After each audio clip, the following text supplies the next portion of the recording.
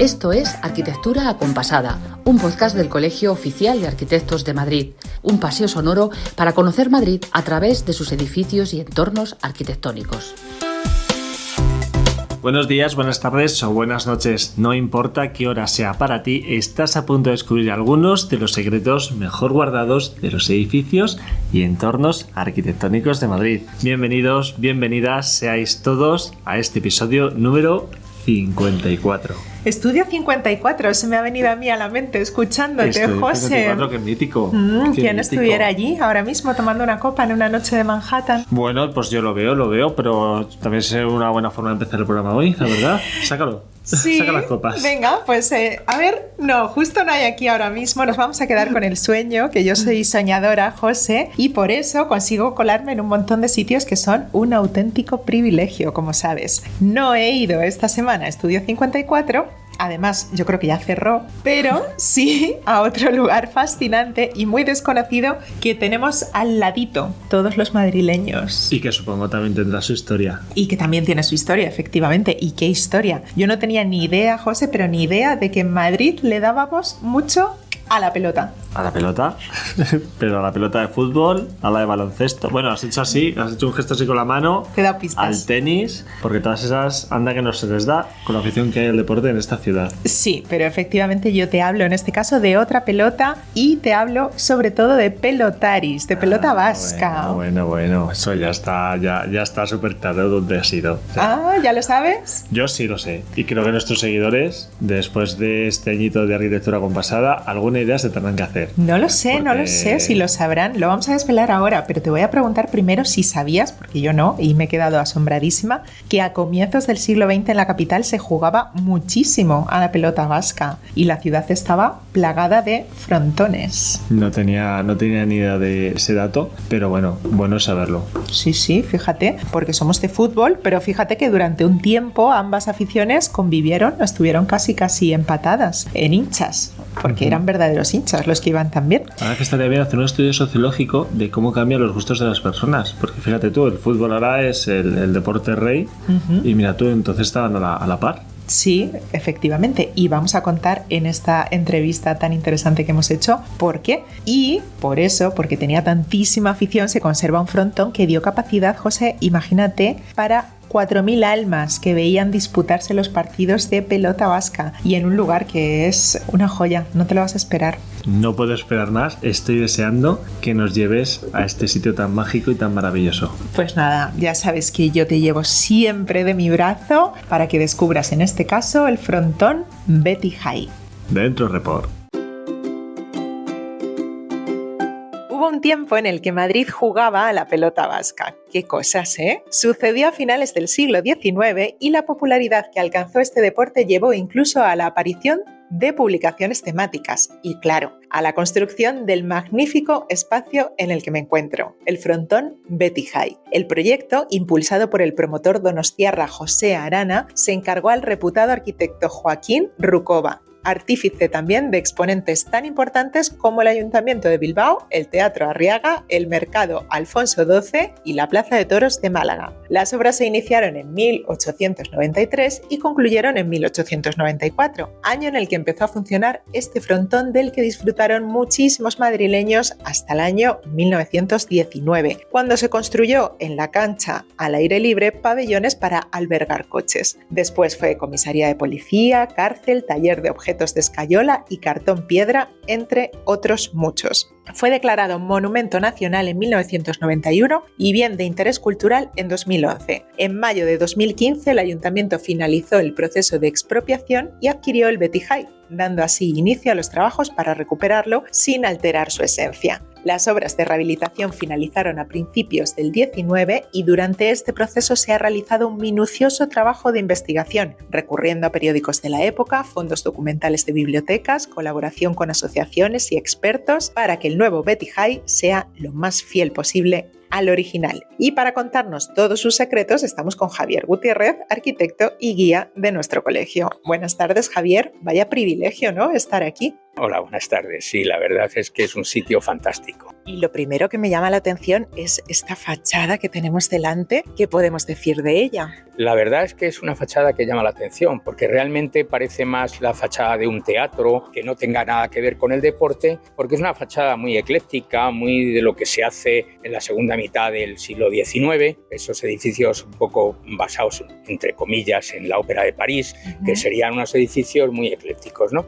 A raíz de esta realización, ¿por qué esa fachada? ¿Por qué aquí este barrio? ¿Y por qué en estos momentos? ¿No? Tengamos en cuenta de que esta zona, la comprendida entre las calles Almagro y Miguel Ángel y la Castellana, el gran eje de la Castellana, es donde se va a asentar la burguesía madrileña y la aristocracia, fundamentalmente con una serie de casas-palacio de la que todavía algunas sobreviven, y tenemos algunos ejemplos pues como la sede del Defensor del Pueblo, Instituto Valencia Don Juan, el Palacio de Fomento, bueno, algunos otros de los que en la zona hay una gran representación. Sí, nosotros estuvimos hace poquito en la Fundación Ortega Marañón, es otro de estos ejemplos, ¿no? De palacete. De palacetes que se conservan en esta zona. De hecho, por ejemplo, la Fundación Foster se ha puesto ahí en aquella esquina, en otro palacete y demás, ¿no? Bueno, entonces, ¿qué es lo que pasa? ¿Por qué aquí? Yo entiendo que en estos momentos quizá vamos a hablar de un fenómeno que se produce en Madrid justamente en el último decenio del siglo XIX, que es que hay una gran afición por el juego de pelota en Madrid. De forma que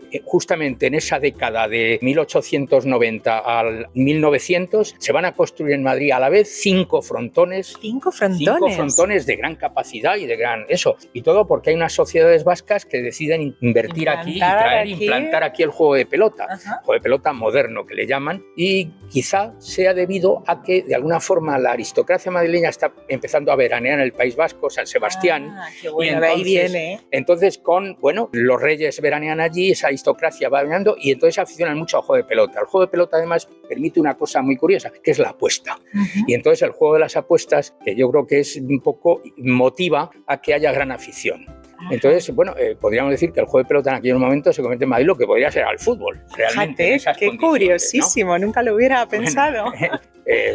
Tengamos en cuenta de que vamos a encontrarnos aquí un recinto que va a estar proyectado para 4.000 espectadores. 4.000, nada más y nada menos. Y creo que podemos entrar, ¿no, Javier? Sí, vamos a pasar. De todas formas, sí significar que justamente en esa fachada hay un par de cositas que llaman la atención, ¿Sí? que es que hay unas chapas que lo que recogen son las iniciales de la sociedad promotora, que se llama Arana, Ugasolo y Cía, entonces están en los rosetones de la fachada, Sí, y que los capiteles, curiosamente, recogen una cesta punta y unas pelotas. Es curioso porque la composición de un capitel clásico, que puede ser una fachada de este tipo, pues sin embargo recoge también el juego de pelota. Pues cuando vengáis al Betty High, le digo a todos nuestros oyentes que se fijen en esos capiteles. Y tú y yo ahora vamos para adentro. De acuerdo.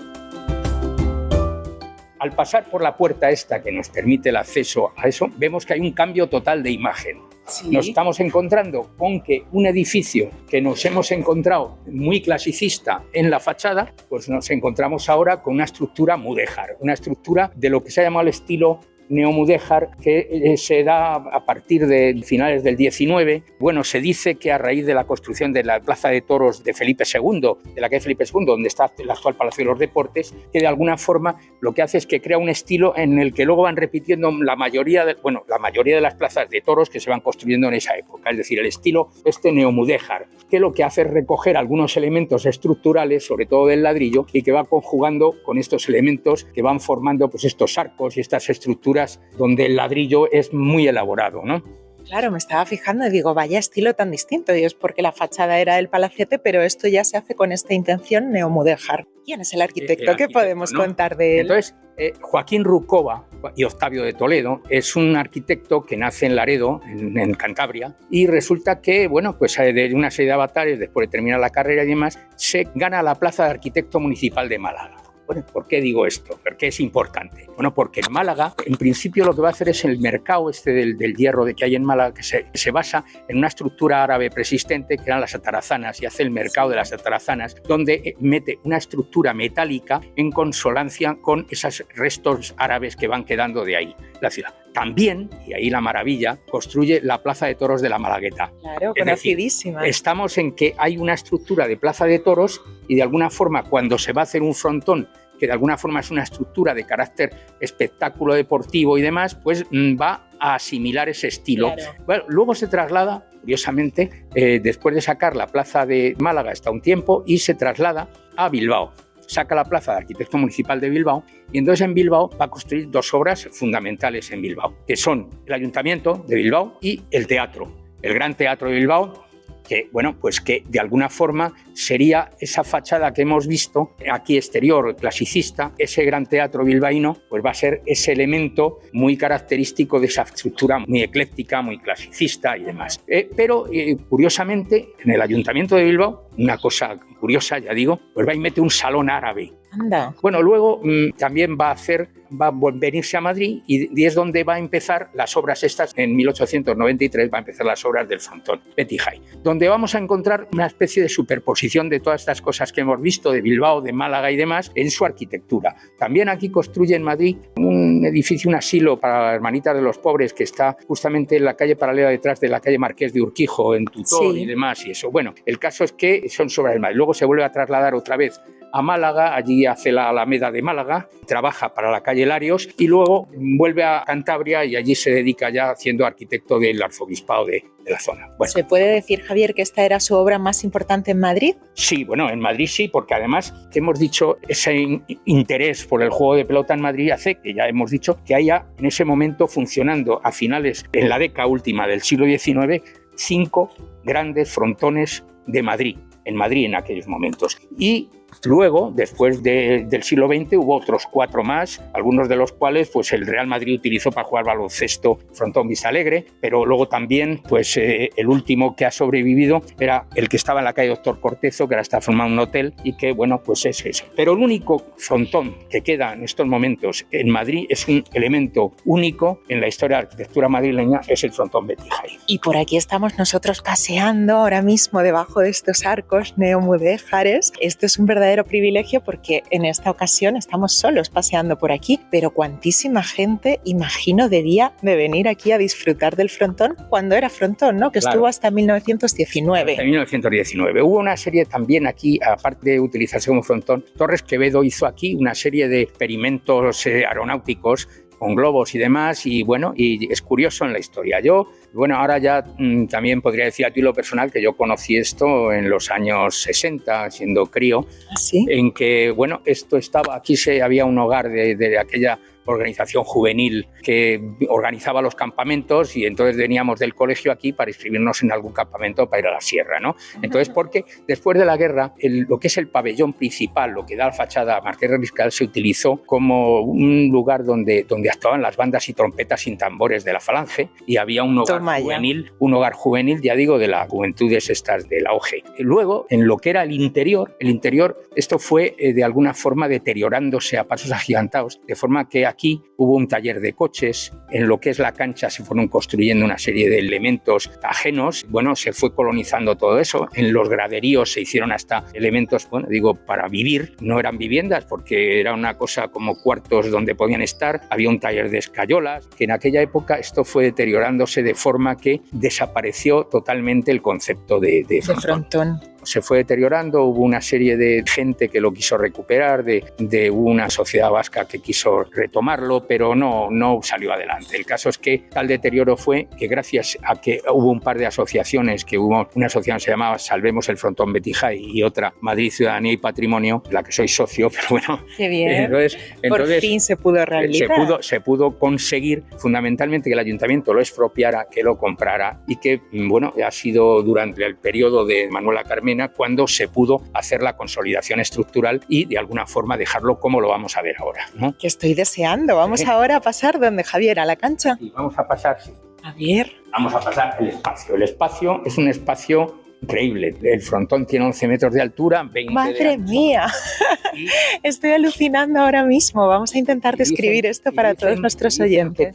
Que tiene forma de cesta punta, es decir, que es uno de los elementos característicos, uno de los juegos que se hace en el juego de pelota, ¿no? Bueno, como se ve la estructura, es una estructura muy taurina, muy de este espacio con esas gradas, esos graderíos, todo ese juego de elementos prefabricados de hierro forjado para esas columnas que sujetan, todas las barandillas, todo el tema de los volados, de los voladizos del techo, de forma que el frontón, el espacio de juego, se hacía de esta línea. De donde estamos nosotros justo. Esta línea, justamente la línea que separa aquella fachada que se ve más mudéjar de esta fachada plana, se separaba y el juego se cerraba. Las gradas se extendían por un elemento en continuidad de lo que vemos ahora en el primer piso y llegaban hasta el suelo en esta zona. A pie de pista, ¿no? A pie de pista, y aquí se colocaban los jueces para vigilar un poco el tema.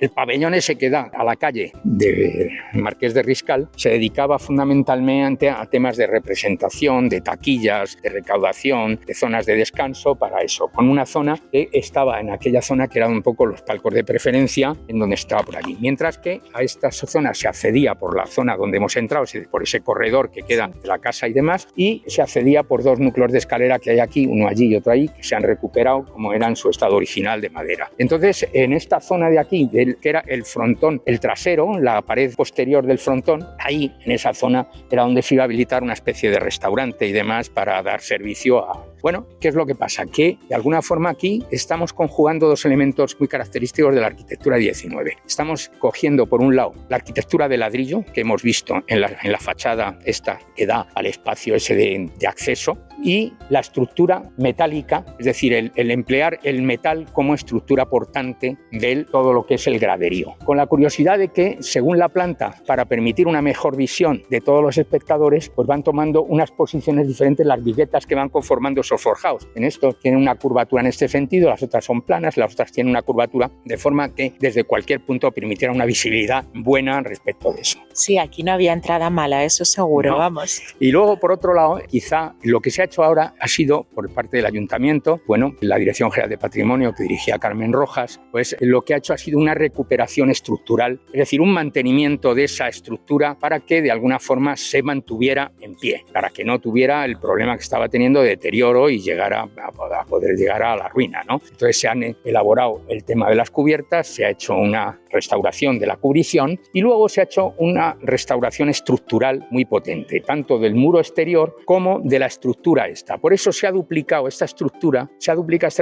con unos elementos completamente neutros, que son esos que están pintados de oscuro, con respecto a la estructura original que está en claro, para distinguir, de acuerdo como dice la Ley de Patrimonio Histórico, que no hay que hacer falsos históricos, sino de alguna forma no confundir al espectador cuando vea cuáles son los resultados de la restauración. Es decir, se ha hecho para evitar, porque claro, no sabríamos si de esta estructura realmente la que había, después de los años que han pasado y las condiciones de este hierro fundido que estaba de fundición, que estaba en los soportes, podrían aguantar un nuevo uso. Entonces lo que se ha hecho ha sido poner esa estructura en paralelo para de alguna forma garantizar la sustentación del edificio sin deteriorar la visión ni el aspecto original de eso. La que se ha colocado es la de color teja, Javier. Sí, exactamente. Y la blanca, es la original restaurada. Demás, claro, restaurada. Para que se fije todo el mundo cuando venga en estas columnas. Qué maravilla, desde luego tengo que invitar a todo el mundo a que pueda venir, porque ahora ya se puede visitar, y también a todos nuestros oyentes a que vean el reel que vamos a grabar, porque así le van a poner imagen a tus palabras y a la explicación de este frontón maravilloso. Hombre, es una lástima que no se pueda ver con palabras. De todas formas, es curioso porque allí, por ejemplo, en la parte del frontón se ve una línea de un tejado de una de las series de naves que hubo aquí construidas, que ha quedado todavía la huella. Por otro lado, resulta que se han ido recuperando, pero todavía faltan todo el tema de carpinterías, todo el tema de cerramientos, todo el tema de gradas. Todo eso me imagino que el ayuntamiento, porque luego aquí ha habido un problema que es el tema de qué hacer ahora con el frontón, una vez consolidado y una vez esto, porque aquí ha habido unas propuestas, incluso algunas amparadas por el Colegio de Arquitectos y por el ayuntamiento, en donde se hizo un concurso de arquitectura para ver un poco cuál era la salida que tenía el frontón. Las propuestas que ganaron el concurso pretendían la cubrición del espacio. Entonces, de acuerdo con las asociaciones que protegieron el frontón y con la declaración como bien de interés cultural que se hizo por parte de la Comunidad de Madrid en su día, pues esa declaración implicaba la no cubrición. Entonces ahí hay un impasse en vez de qué es lo que puede pasar, porque aquí lo que se decía en la declaración es que se recupera el uso deportivo. y fundamentalmente el uso deportivo ahora, claro, en Madrid el frontón ahora en estos momentos no es que tenga, pero hay mucha afición. De hecho, hay afición, lo que pasa es que es no a escala de espectáculo como puede ser en el País Vasco, ¿no? ¿Quién sabe? Quizá pueda volver.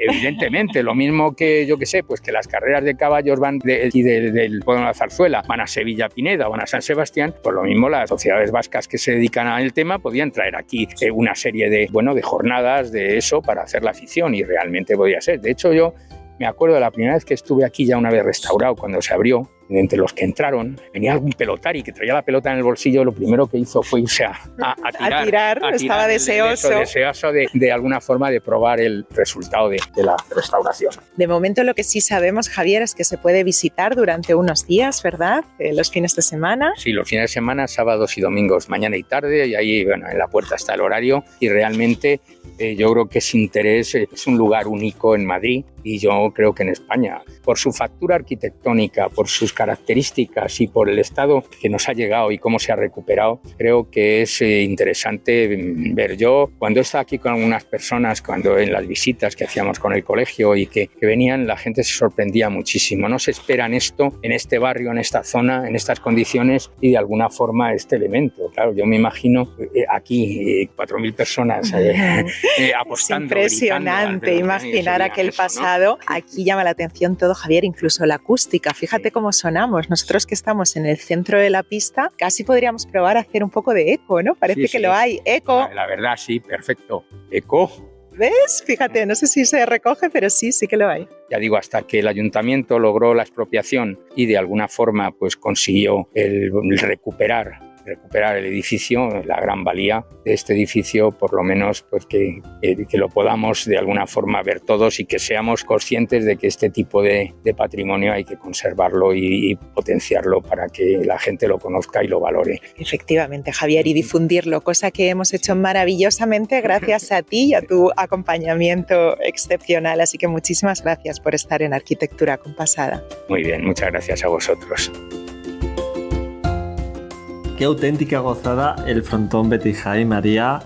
Vamos, cada día te superas con la envidia que me da estos reportajes que te marcas. Pues sí, la verdad, no tengo queja de los sitios a los que voy ni de los acompañantes que me llevo, porque Javier Gutiérrez ha sido un guía espléndido, así que ha sido un placer recorrerlo con él, y tú no te quejes que no te llevo a malos sitios tampoco. No me llevas a malos sitios, y este es uno de esos sitios estupendos que de hecho no me extraña que sea una de las visitas más demandadas de la Semana de la Arquitectura. Claro. Y bueno, por eso el Ayuntamiento también ha puesto un ciclo de visitas gratuitas. Exacto, del que hemos hablado también en este reportaje. Así que nada, pero como tú nunca me vas a sitios malos y el programa tiene que seguir, ¿cuál es la siguiente parada? Pues la siguiente parada es que te voy a contar un secreto. Bueno, pues vamos a secretear.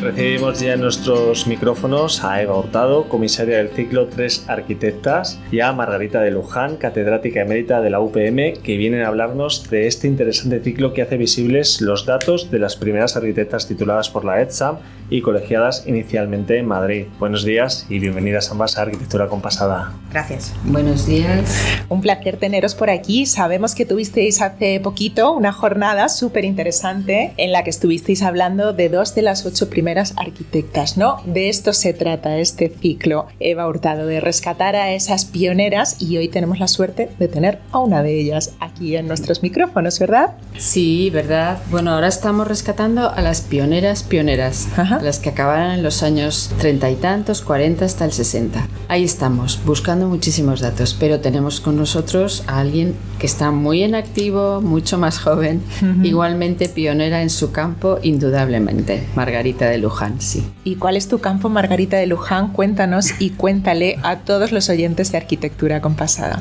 Mi campo ha sido un campo diverso, porque por una parte en la escuela era catedrática de análisis de formas, de dibujo, y por otra parte desde el año 80 empecé a trabajar en temas de arquitectura bioclimática y conformamos el Seminario de Arquitectura Integrada en su Medio Ambiente en 1980.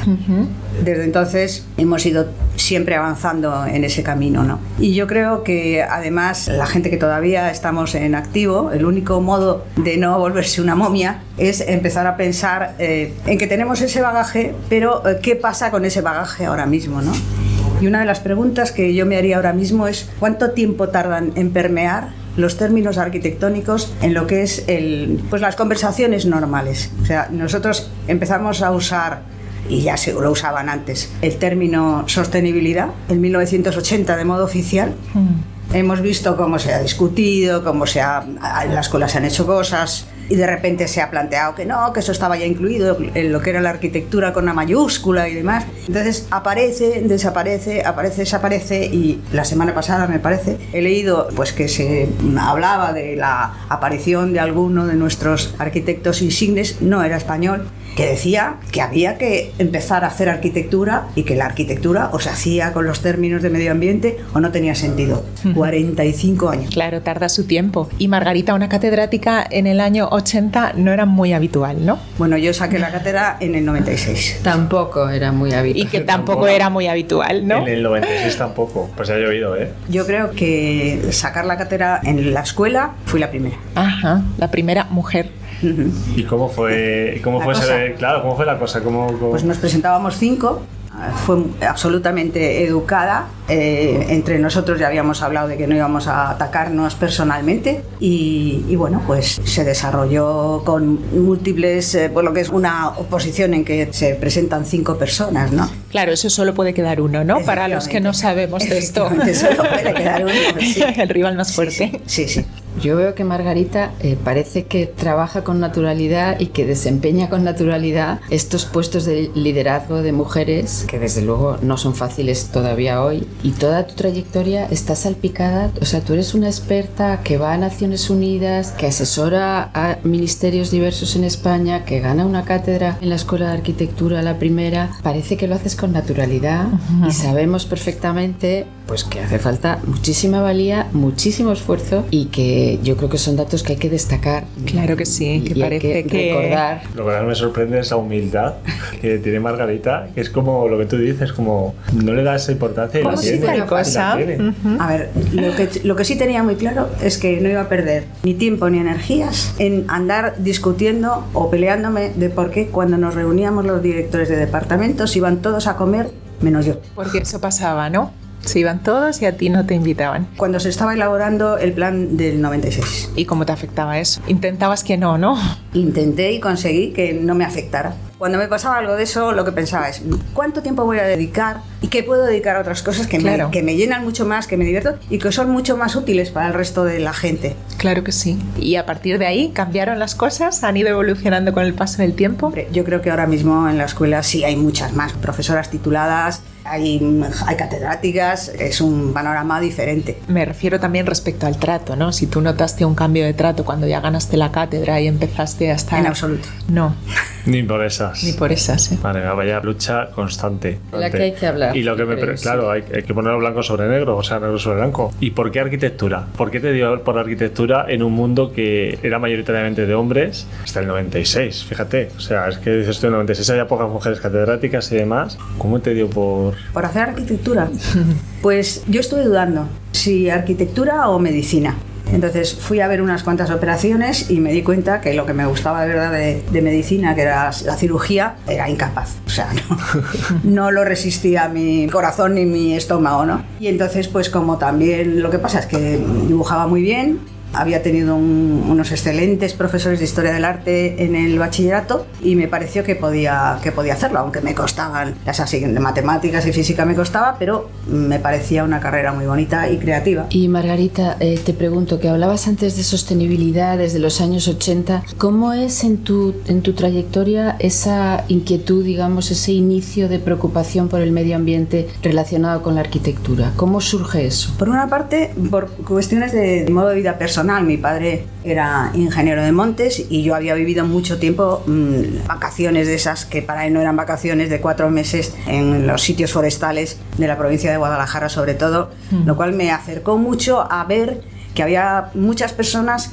que llegaban a conocer el entorno natural con una profundidad que ni en aquel momento ni se me ocurría. Cada piedra tenía un nombre, el viento venía por tal sitio en tal roca, era una cosa muy interesante. Y luego en la carrera pues tuve la suerte de estar trabajando con Oiza, y Oiza usaba esos continuamente en sus proyectos, estaba usando cosas que luego llamaríamos arquitectura bioclimática en parte, ¿no? Sí. Claro, para Oiza es verdad que era muy importante el medio ambiente e integrar sus obras en él, ¿no? Claro. Me parece súper interesante que aparte eres pionera también incluso en la temática, porque ahora está tan de moda la sostenibilidad y el respeto al medio ambiente y la integración, ¿no? con el entorno, no hacer construcciones que no peguen o que no casen o no puedan convivir porque no son sostenibles. Hasta en esto has sido pionera en más de 44 años. Sin duda. Claro, es una vida. Hombre, lo que vimos, que por un lado era estupendo porque era muy interesante de trabajar con eso, ¿no?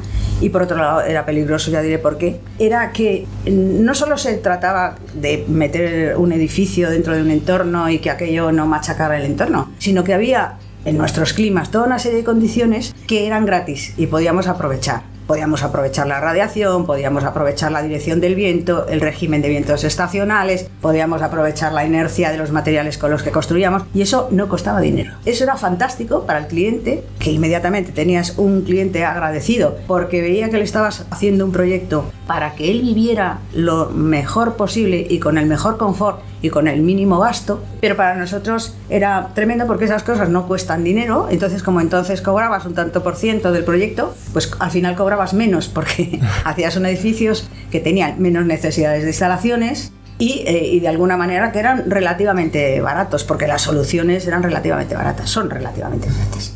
¿Y cómo ves la construcción a día de hoy? ¿Se mantiene ese legado que habéis dejado vosotros? A ver, yo creo que hemos caído que ahora mismo estamos en una extraña trampa, que es que solo se hacen las cosas que luego se pueden baremar con una etiqueta. Entonces, en lo que tenemos nosotros ahora mismo de modo de trabajo energético, no hay apenas resquicios por los que colar las ventajas de la arquitectura que aproveche las cuestiones naturales, o sea, los regímenes naturales que tenemos en cualquier sitio en el que trabajemos. Entonces, lo que está pasando es que todas estas etiquetas de Passive House y demás, pues resulta que lo primero están desarrolladas, desde mi punto de vista, exclusivamente para temas de confort relacionados con el frío, y están en pañales respecto a lo que son condiciones de confort derivadas para que se planteen para climas cálidos. Entonces, como eso es lo que te van a dar un certificado y una cosita, pues entonces resulta que haces unos edificios que son unas cajas cerradas. Y haces eso en medio de una cultura como es la nuestra, la mediterránea,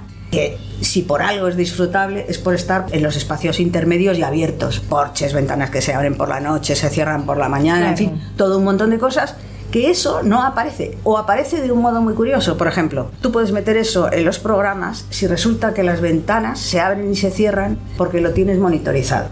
Si resulta que lo haces porque hay un señor que abre y cierra las ventanas de su casa, entonces eso no lo puedes incluir dentro de esos baremos. Como si no fuera cierto que es el propio señor, el mismo, el que utiliza el programa y sabe o no de monitorización, ¿no? Claro. O sea que hay una contradicción y hay una especie de castigo de la persona corriente. Y a mí eso me preocupa mucho, porque yo ahora cuando veo casas, lo primero cuando veo el método de Passive House para climas cálidos, que me parece que no está desarrollado. Lo segundo, cuando lo veo de repente aparecer unas cajas estancas absolutamente en unos sitios donde la mitad del año hace un clima delicioso y donde el otro tiempo pues tienes brisas del mar, pues me parece un desperdicio.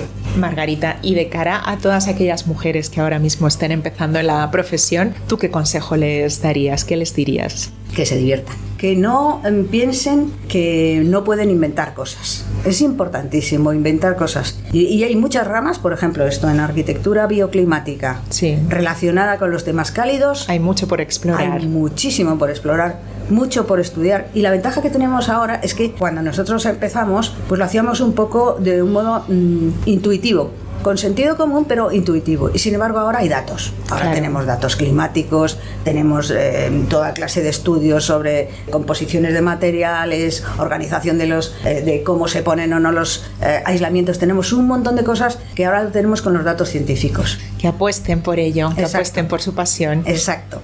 Quizá esto de inventar, Margarita, me recuerda, y nos podías comentar algo, a que tu tesis doctoral, porque Margarita es multifacética, como tantos arquitectos y como tantas mujeres arquitectas. Tu tesis doctoral era, si no me equivoco, sobre literatura de ciencia ficción y arquitectura. La arquitectura en la literatura de ciencia ficción. ¿Y cómo corta eso? ¿Cuál es la intersección? Hay mucha... Absoluta. Sí. Absoluta. Lo primero que pasa es que yo me hice una especie de cubo en que de las tres cosas, de la arquitectura, de la literatura y de la ciencia ficción, me preguntaba qué es, cómo se percibe, para qué se usa y qué te aporta. Y entonces lo que pasa es que cuando leía qué te aporta la ciencia ficción, aprender a dudar. Entonces a mí me resultaba interesantísimo ver qué se me ocurriría, por ejemplo, si tenía que hacer algo en un planeta donde había dos soles opuestos, o si cambiaba el color de la atmósfera, o cosas de esas que inmediatamente te sugerían un montón de cosas. Y a mí me sirvió para abrir y para descubrir cosas muy curiosas, porque me leí pues más de 1000 relatos de ciencia ficción. Toma ya. Y entonces salían cosas muy curiosas, como que, por ejemplo, si había un edificio de altísima tecnología, siempre era un problema si el que tenía que controlarlo era el usuario. Ajá. Y todo se estropeaba, los calcetines se metían solos dentro de la cocina, bueno, unas cosas rarísimas, pero siempre era positivo si había una entidad superior que era la que se encargaba del mantenimiento. Y saqué de ahí muchas conclusiones. Útiles para el ejercicio de la arquitectura, sí, también. Para el ejercicio. Y divertidas para mí, que era lo fundamental. Me gustaba mucho por eso, porque me planteaba situaciones distintas, pero lo que pasa es que lo que veía es que de ahí sí se podían sacar una serie de cuestiones. Me lo pasé pipa escribiéndola. Es que uno de los capítulos era un informe como si yo fuera un técnico de un ministerio que daba razones de cómo se podía ir haciendo cada vez menor el espacio en que tenían que habitar las personas, y terminaban bueno, pues empezaban una cosa que era pequeñita, luego pasaban a una cosa que era una habitación mínima. El último era una gente que vivía en un edificio que era una espiral con unos escalones que se levantaban, se guardaban debajo las cosas y se cambiaba el turno cada 8 horas. Entonces sobre ese yo daba recomendaciones de cómo, redondeando las esquinas y bajando la temperatura, todavía la gente se encogía más, no se veían las sombras en los bordes, y entonces lo que pasa es que todavía podías disminuir menos. Ay, qué divertido. Estaba pensando en 1984 de George Orwell, sí, cuando están trabajando en esas oficinas rodeados de micrófonos, pero salen a la calle y también hay micrófonos en todos los edificios, sí, ¿no? Algo así. Al final, claro, te da ideas también sobre, en ese caso malas ideas, sobre cómo los edificios pueden influir en la vida de las personas. Efectivamente, claro. Muchísimo. Bueno, pues me encanta esto de ser inventora y además pasárselo bien. Es que es lo fundamental. Es que si no lo pasas bien, si no estás disfrutando con lo que haces, es imposible que le dediques. La arquitectura es una profesión muy, muy obsesiva. O sea, ¿para qué vamos a decir lo contrario, no? Es una cosa en que te llevas la idea y sigues mientras vas en el metro, mientras recorres no sé qué, te sigue rondando, y muchas veces, yo desde luego, muchas veces he resuelto detalles constructivos durmiendo. O sea, que de repente me acostado con ese problema y me he levantado con una cosa simplificada. Sí, así funciona. Efectivamente. O te gusta mucho, o te divierte mucho, o es un martirio. Me acuerdo de tu charla reciente sobre arquitectura con árboles, sí, que es un tema tuyo de siempre, que yo pensaba cuando te oía, la disfruté muchísimo y pensaba qué tema tan bonito, de los más bonitos que se me ocurren, y sin embargo que poca gente los trata, ¿no? O sea, que hay veces esta naturalidad que yo te veo y esta capacidad tuya de entusiasmarte, hay veces que es que estás como yendo a los temas más elementales, más importantes y que más interesan en el fondo, ¿no? Sí, y que poca gente se mete en ellos. Pero eso es inconsciencia. O sea, bueno, no, eso es valentía. Se entusiasma a ella, nos entusiasma a los demás también, porque vamos, estas entrevistas que hacemos con las pioneras las disfruto muchísimo, ya lo sabes, porque aprendemos de vosotras y de vuestra experiencia vital, pero muchísimo, sobre todo porque las palabras, la forma de transmitirlo, es que llega muchísimo. Yo creo que a nuestros seguidores les va a encantar. Seguro, porque cuando estén escuchando esto van a estar muy felices de conocer a Margarita. Es un testimonio vital, vamos, esto es un tesoro. O sea que... Así que os agradecemos haber traído un tesoro a Arquitectura Acompasada. Qué maravilla, muchas gracias de verdad a ambas, Eva Hurtado, Margarita de Luján, por pasaros por aquí esta mañanita. Muy bien, muchas gracias. Gracias. Hasta pronto. Pues qué secretos tan bonitos nos han contado Eva y Margarita, ¿verdad? María Paredes. Ya lo creo que sí. O sea, son de estas entrevistas que realmente disfruto escuchando al entrevistado y por mí me tiraría horas y horas escuchándole. Sí, además de verdad que me ha dicho antes José, esto debería estar más tiempo, se me ha hecho muy corto. Bueno, ya invitaremos más veces a Eva Hurtado, a Margarita de Luján y a otras mujeres pioneras, porque lo que nos encanta en este podcast es reivindicar el papel histórico y presente de las mujeres en la arquitectura. Así es, hay que restituir y darle su lugar y bueno, pues al final como el tiempo pone a cada uno en su sitio, así pues es momento de que se las ponga pues en la primera línea, como están demostrando con estas entrevistas tan entretenidas y tan didácticas que tenemos y tan actuales, porque ojo, Margarita nos ha contado cosas muy actuales. Sí, sí, sí, de plena vigencia. Y se ve que está plenamente activa. Así o sea, es. Qué lujo. Pues me encanta compartir contigo esta labor reivindicativa de presente y pasado de nuestras mujeres arquitectas. Y te digo también que lo que me encanta es anunciar a quién tenemos de vuelta. Bueno, es que ya había muchas ganas de que llegase este momento después de 4 episodios de ausencia. Que se han hecho largos. Chispas. Sí, tal cual, se han hecho largos. Así que ya podemos decir con toda nuestra ilusión y con todo nuestro corazón que es un placer para nosotros y para nuestros oyentes traer de vuelta a la gran rastreadora de planes, la grandísima Alicia Bajo, que está de nuevo con nosotros para contarnos los mejores planazos madrileños relacionados con la arquitectura que podemos hacer en los próximos 7 días. José, que tú y yo lo hemos intentado. Buena fe ha habido. Buena fe ha habido, ganas a mediado. Ganas todas. Pero no es lo mismo. Pero Alicia tiene que volver a su ser y la agenda tiene que volver a Alicia Abajo. Así que le decimos aquello de... Tuyo es el micro y nosotros os decimos... Hasta la semana que viene. Ay, pero qué ganas tenía yo de reencontrarme con los micrófonos de Arquitectura Compasada y sobre todo con vosotros, José y María, y con todos nuestros oyentes. Por supuestísimo que habéis estado a la altura, que durante estas semanas, aunque no nos hemos visto, yo he estado muy pendiente de cada paseo sonoro y cada plan que habéis propuesto. Pero vamos ya al lío, que hay muchas propuestas para esta semana.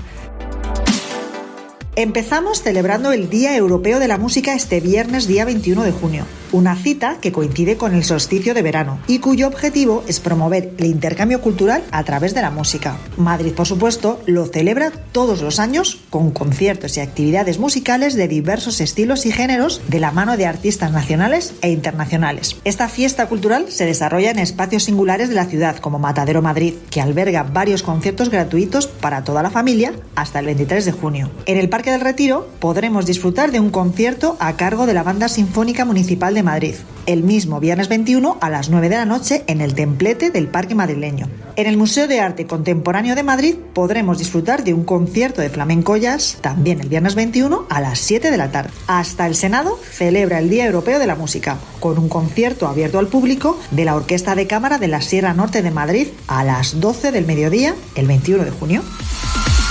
Y el siguiente plan nos pilla bien cerca del COAM, la exposición Madrid años 60, la mirada de Alcoba, en el Museo de Historia de Madrid, que muestra al público el archivo fotográfico de imágenes realizadas por el fotoperiodista Antonio Alcoba López entre los años 60 del siglo XX. Se trata de más de 200 fotografías que reflejan la vida de Madrid en la década de 1960, años en los que la capital se encontraba en plena transformación. La muestra se organiza en 6 áreas temáticas que abarcan diversos aspectos de la vida madrileña de aquella época, desde la cotidianidad hasta los grandes cambios urbanísticos y sociales. Cada espacio ofrece una perspectiva única sobre la época que el fotoperiodista logró capturar con cierto tono en ocasiones burlón, en otras denunciador y siempre documental.